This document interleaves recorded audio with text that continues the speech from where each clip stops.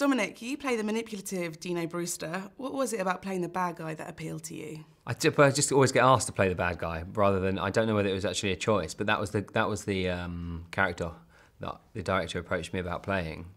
I suppose he'd seen something I'd done that he thought I was rather nasty in. But I think that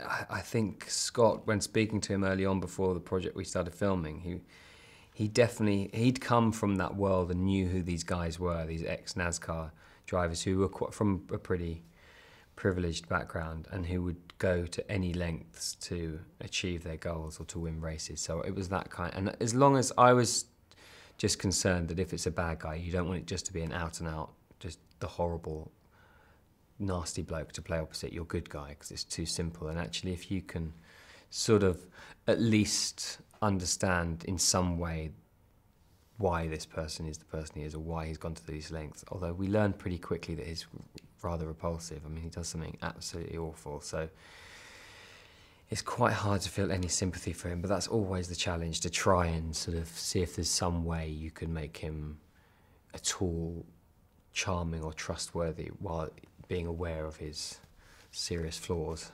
But he's just horrible. But I just wanted to drive fast cars, horrible or not. Aaron Paul, of course, plays your arch rival, Toby Marshall. What was it like going head-to-head with him? Head-to-head with Aaron Paul? It was nice. It was good. He's brilliant. I knew Aaron beforehand, and I was very excited to work with him. So, yeah, I mean, those scenes are...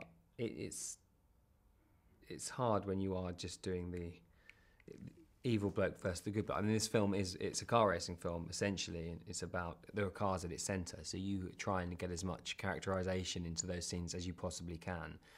And what I love, what they chose to do with this film is not do, I suppose, the kind of casting that you'd expect from a film like this with these kind of cars. They've tried to really prove that this is something different, I think, by the casting and by the story, the actual content of the story. So if you have someone like Aaron, you discuss and you can chat about what those scenes are and what the best way to get the most out of those scenes. Of course, you mentioned the cars. The film is based on the video game Need for Speed. What did it feel like driving dream supercars that most people only get close to via their computers? It was pretty damn cool. I couldn't believe... I mean, it's always been a childhood dream of mine, as it has, I'm sure, for loads of kids, as it is. So when you're suddenly at work one day and each day, for 1 minute you're in a Mercedes McLaren and the next you're in a Lamborghini Elemento, you're going, this is just, how are these people trusting me with this? And you do feel nervous because we built a lot of the cars. We had to rebuild them and remodel them and make kit cars and put the chassis, make a mould of what the original looked like and put them on chassis of kit cars so we could race them and smash them up, essentially, because you're not going to... But so when the real car came along, you had these sort of slightly panicky owners sitting around on set and you wanting them to feel comfortable, but also at the same time wanting to really give the car a good thrashing around the track, which we were allowed to do. It was and then getting the opportunity to test them out and do track days with them, and